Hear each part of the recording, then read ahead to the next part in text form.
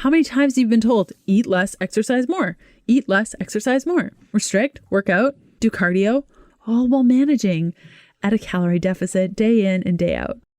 Hello, regardless of what time of day it is, I hope you are having a wonderful day, whether it is at the very beginning and we're going on a walk together, or it's at the very end and you are cleaning up all the dishes after a crazy day. I'm glad that we get to spend some time together.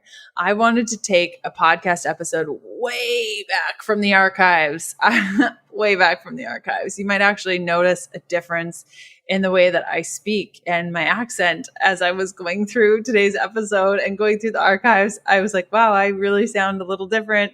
I'm glad to be able to share this with you. It's not very often that we get to pull an episode out of the archives and share something that's still so incredibly relevant today.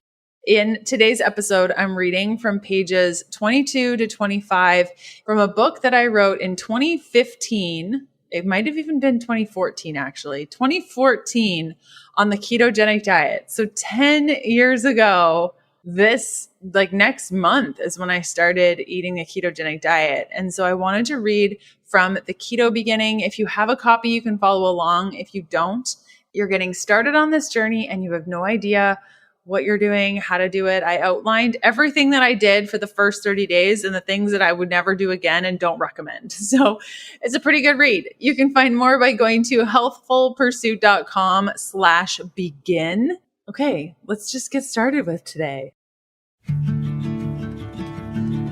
Hey, my name is Leanne Vogel. I'm fascinated with helping women navigate how to eat, move, and care for their bodies using a low-carb diet. I'm a small-town holistic nutritionist turned 3-time international best-selling author turned functional medicine practitioner, offering telemedicine services around the globe to women looking to better their health and stop second-guessing themselves. I'm here to teach you how to wade through the wellness noise to get to the good stuff that'll help you achieve your goals. We're supporting your low-carb life beyond the if it fits your macros conversation. Hormones, emotions, relationship to your body, workouts, letdowns, motivation, blood work, detoxing, metabolism. I'm providing the tools to put your motivation into action. Think of it like quality time with your bestie mixed with a little med school so you're empowered at your next doctor visit. Get ready to be challenged and encouraged while you learn about your body and how to care for it better. This is the Keto Diet Podcast.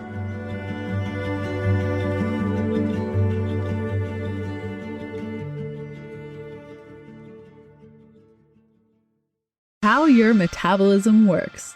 Welcome to your metabolism. Now, the calorie for calorie mentality we've all been so stuck on isn't that accurate because there are many other factors that come into play in addition to just the energy derived from the food that you consume.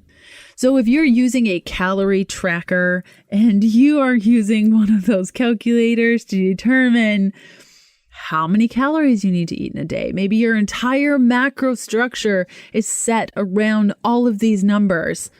That macro structure is only based on the calories in, calories out mentality. It looks at your weight with your height, perhaps maybe your body fat is if it's an okay calculator, and then it spits out how much you're going to eat. But what it doesn't know is your food quality.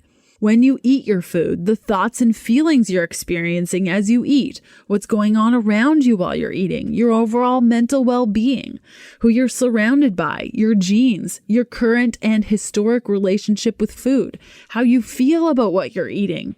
Are you quote unquote breaking the rules, doing something quote unquote bad? What point you're at in your monthly hormonal cycle, the balance or unbalanced state and health of your hormones, all of these factors plus more affect your individual metabolism. So getting hung up on the amount of calories you consume is really pointless because it's actually an extremely small piece of the puzzle. And in many cases, reducing caloric intake will not lead to any long-lasting life-altering changes. Now we get into thinking about your metabolism as an ever-changing and highly attuned structure that can react and adapt instantly to your surroundings and various stimuli to optimize your well-being. But problems can arise when the actions that you take in the name of quote-unquote health send the wrong message to your metabolism. Now, when necessary, your metabolism's feedback mechanisms allow it to adapt in an opposing direction to the messages it receives, adjusting hormones as it goes. So think of your metabolism as a teenager, okay? Whatever you tell it to do, it does the exact opposite. So picture this. Let's say that your body burns 2,000 calories every day. Now you decide that you want to lose weight, so you lower your intake to 1,500 calories per day, either by eating less or exercising more. Now you lose a bit of weight, but then you plateau, and at this point, the only way to lose more weight is by lowering your calories and working out even more. So what's happening here? Your metabolism is adapting to the environment, and it's adjusting its metabolic dials, aka your hormones, to decrease energy, increase cravings, and increase hunger because it's hungry. It's like, what's going on? We need 2,000 calories. Oh my gosh, we're eating 1,500. It was good, but now it's not good. We need food. And when these dials are adjusted as a result of negative hormone processes brought on by a reduction in calories, your daily energy requirement lowers. So using the previous example, your body goes from requiring 2,000 calories per day to making do with only 1,500 calories per day. And every single time we lower, it's cutting out things it doesn't need. So we wonder when we've been on a diet for a really long time, why our hair doesn't grow fast or our nails start to become weak, because your body's thinking, yeah, I don't have enough resources for that. We know that we lose muscle as we age and that this loss massively affects our ability to function. Like, I'm talking basic tasks here. Muscle is important for protecting our joints and also keeping our metabolism revving. Basically, you want muscle. And unfortunately, a lot of us just don't prioritize muscle maintenance or see it as an importance. And you may also be cringing at the idea of going to the gym and being able to maintain that muscle consistently. Yes, active moving is super good. And there's really nothing like it when it comes to the mood boost of pumping iron. So when I share about Urolithin A, I am not saying just to do this and you can maintain your muscle without movement. Well, like I am saying that because Urolithin A does do that, but I think pairing Urolithin A with exercise is likely the best path forward. So I started taking a product called Mitop Pure to boost my performance and improve muscular strength. And Mitop Pure has 500 milligrams per serving of Urolithin A, a postbiotic shown to have major benefits to significantly increasing muscle strength and endurance with no other change in lifestyle. Yes, you heard that right. I just said that it has major benefits to significantly increase muscle strength and endurance with no other change to lifestyle. It gives your body the energy it needs to optimize its cellular power grid through boosted mitochondrial health without changes to lifestyle or diet. Now imagine what it could do with your low-carb diet and a walking goal or a lifting goal a couple of times per week. It took me a long time, like a couple of months, to introduce Mitop Pure to my day because it's so strong. Every time I took it, I almost had too much energy, so I really had to titrate up. Mitop Pure is the first product to offer a precise dose of Urolithin A to upgrade mitochondrial function, increase cellular energy, and improve muscle strength and endurance.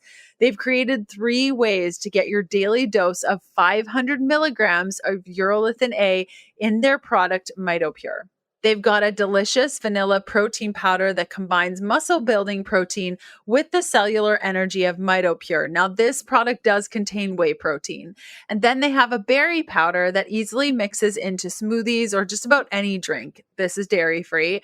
And finally, the soft gels, which is what I prefer because it's just easier. This is also dairy free. I love the starter pack idea though. If you can handle the dairy, the 3 forms of Mitop Pure to play around with which one is your favorite, top notch. So Timeline, the creators of Mitop Pure, is putting together a sweet little offer for you, 10% off your first order. So if you go to timelinenutrition.com/KDP and use the code KDP, you'll get 10% off your order. Again, that's timelinenutrition.com/KDP. I recommend trying their starter pack with all 3 formats and picking out your best format. Again, that's timelinenutrition.com/KDP. So here's some signs that you may not be eating enough and you need to really take care of your metabolism. Perhaps your sleep is miserable. You've been stuck at the same weight plateau. You're tired a lot.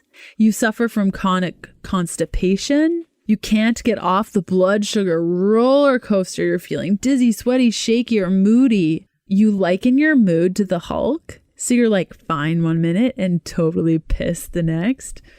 And the last one is pregnancy seems unreachable. If you're having issues with your fertility, that's a big sign. Okay, so here's some metabolic markers. And this kind of less food is best approach without taking into consideration what our hormones like cortisol, adrenaline, insulin, and glucagon are doing has the potential to throw our hormones even further out of whack, damaging our metabolism and leading to issues with cravings, hunger, energy output, and more. So the problem is this is exactly what we're told to do, right? How many times have you been told, eat less, exercise more, eat less, exercise more, restrict, work out, do cardio, all while managing at a calorie deficit day in and day out. Just as we all look differently on the outside, we all function differently on the inside, and differences controlled by our individual metabolisms are very real.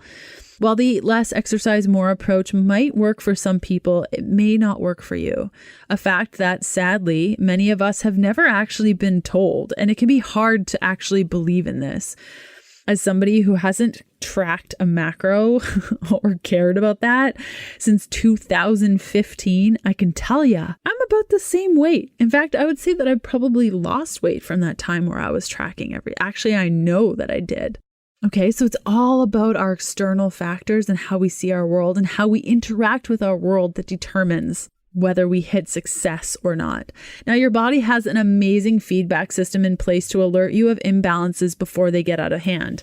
Many of these little signs and symptoms that you notice from day to day are actually the result of your metabolism attempting to communicate with you. I call these signs that point to whether your metabolism is functioning optimally as the 9 metabolic markers. If you've been experiencing noticeable fluctuations or changes in 3 or more of the following markers on a regular basis, it could be your body's way of telling you that your metabolism needs support either through a ketogenic diet or a more nutrient-rich diet, an increase in overall caloric intake, or a combination of all 3. Now, if you're unsure of which this is, I outline all of this in the Keto Beginning, so you have a step-by-step plan of attacking it. Again, you can grab your copy at healthfulpursuit.com/begin. Okay, so the 9 metabolic markers are hunger, energy, cravings, body weight, water retention, sexual function, mood, digestive function, and menstrual function. So it's really interesting. When I was preparing the Keto Beginning, I just found keto. I was so excited. I had been practicing holistic nutrition at that point for 8 years. I had my private practice. I was meeting with clients. Everything was hunky-dory, but I was experiencing hunger, energy issues, cravings, body weight issues, water retention. I had no sexual function. My mood was all over the place. My digestion was like dead, and I hadn't gotten a period in 7 years. So it's so cool to look back on this. I remember writing these 9 metabolic markers and being like, oh my gosh, I'm teaching people how to do this and my body's a hot mess. To be sitting here now in 2020 being like, got it.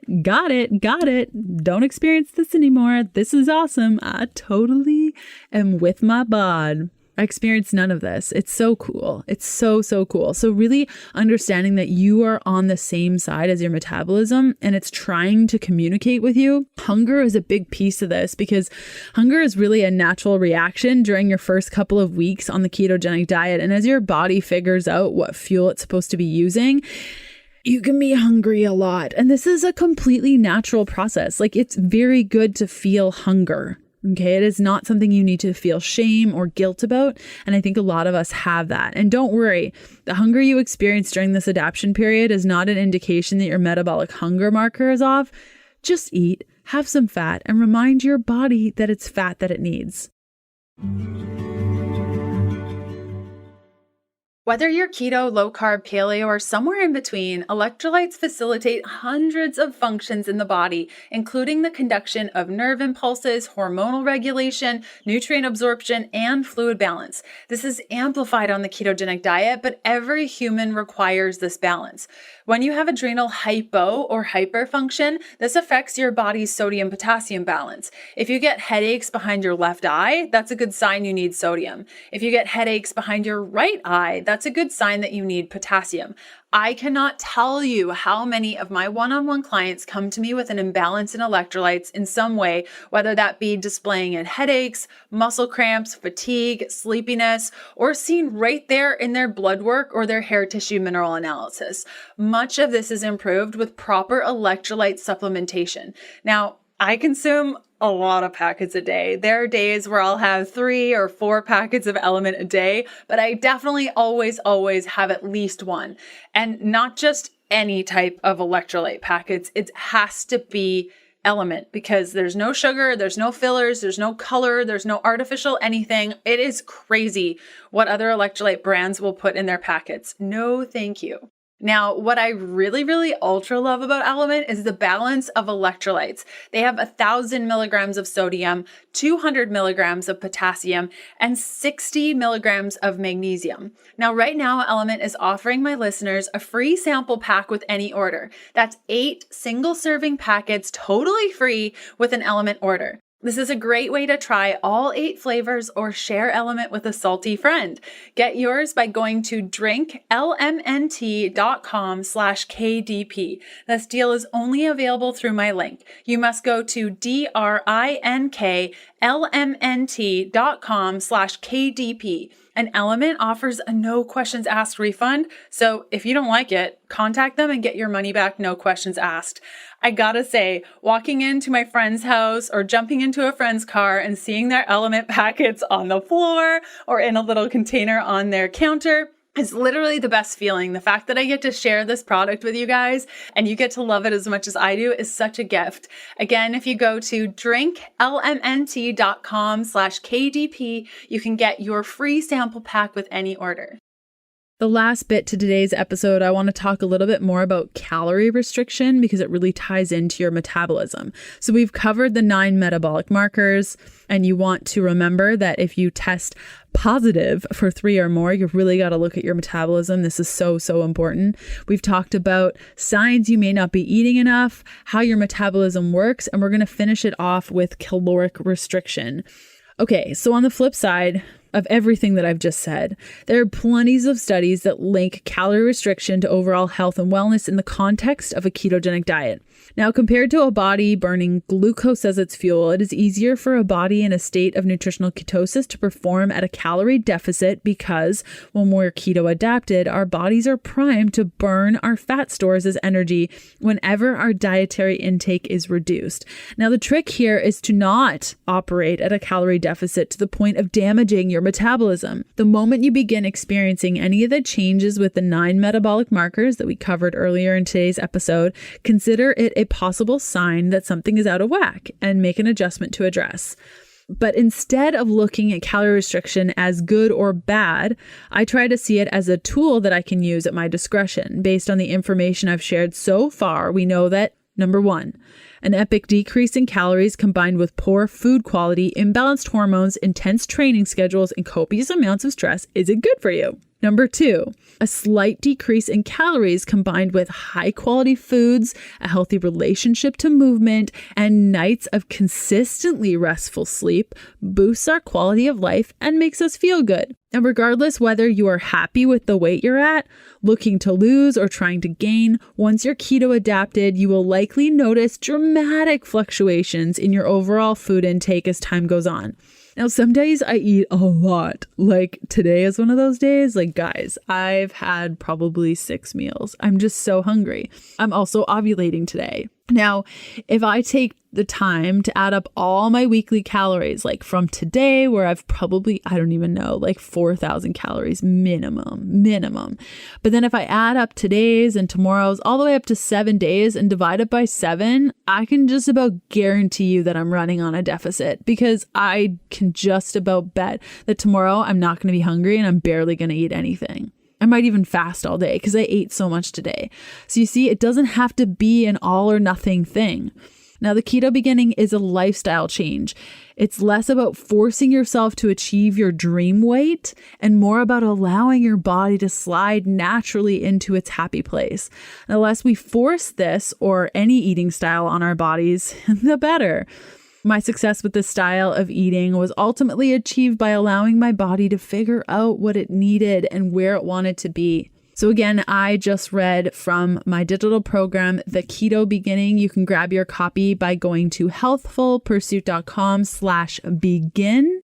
I hope you enjoyed our time together today. You can find more about the Keto Beginning by going to healthfulpursuit.com/begin. That was the book that I read from today. And that was really highlighting the first 30 days of my ketogenic journey and what I would have done differently if I could do it again. So we'll see you back here for another episode next Tuesday. Have a good one. Bye. Thanks for listening. Join us next Tuesday for another episode of the Keto Diet Podcast. Looking for more resources? Go to healthfulpursuit.com for keto meal plans, weight loss programs, low-carb recipes, and oodles of free resources to get you going. The Keto Diet Podcast, including show notes and links, provides information in respect to healthy living, recipes, nutrition, and diet, and is intended for informational purposes only. The information provided is not a substitute for medical advice, diagnosis, or treatment, nor is it to be construed as such. We cannot guarantee that the information provided on the Keto Diet Podcast reflects the most up-to-date medical research. Information is provided without any representation or warranties of any kind. Please consult a qualified health provider with any questions you may have regarding your health and nutrition program.